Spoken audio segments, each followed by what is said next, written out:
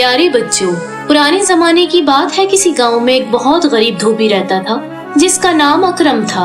वो और उसकी बीवी रोज धोबी घाट पर कपड़े धोने जाते थे।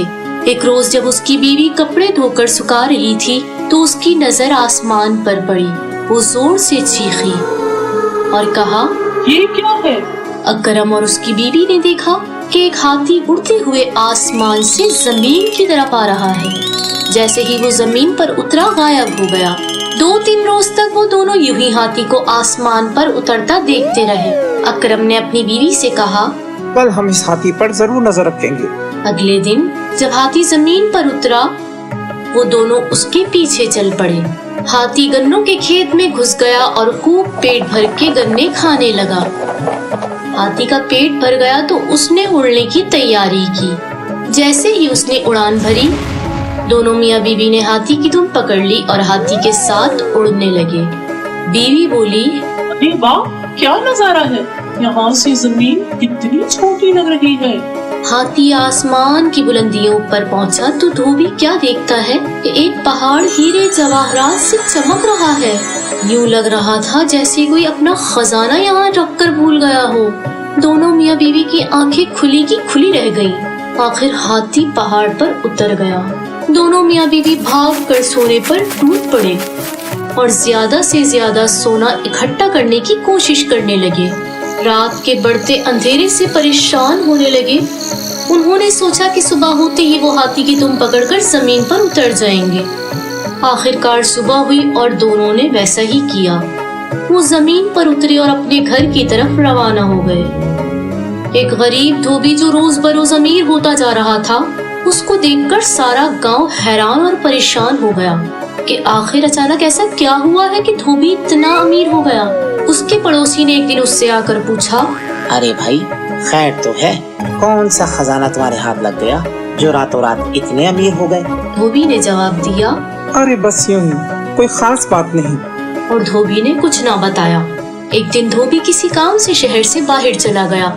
इस बात का फायदा उठाते हुए इनकी हमसाई धोबन के पास आई और बातों ही बातों में कहने लगी, अरे बहन, क्या बात है?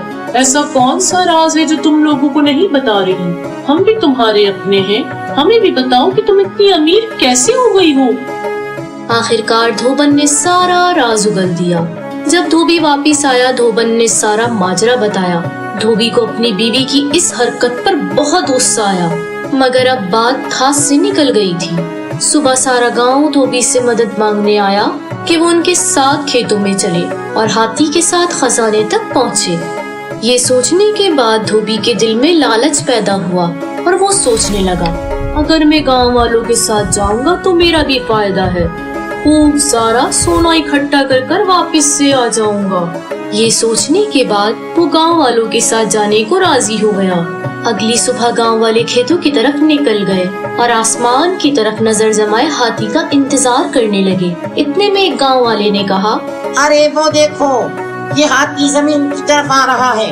इतने में हाथी जमीन पर उतरा और गन्ने खाने लगा। सब गांव वाले इंतजार में थे कि जैसे ही हाथी गन्ने खाकर फारिग होगा, वो सब उसकी दुम पकड़कर उस खजाने तक पहुंच जाएंगे। जैसे ही हाथी उड़ने लगा, सब ने उसकी दुम पकड़ ली।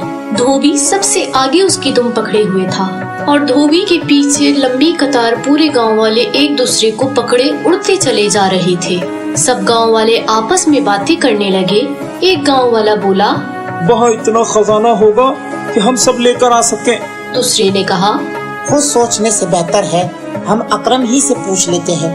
गांव वाले ने धोबी से पूछा, अरे अकरम, हम जहाँ जा रहे हैं वहाँ कितना खजाना है? धोबी दुम को छोड़कर हाथों को फैलाकर कहने लगा। ये कहने की देर थी कि सब के सब जमीन पर गिर पड़े।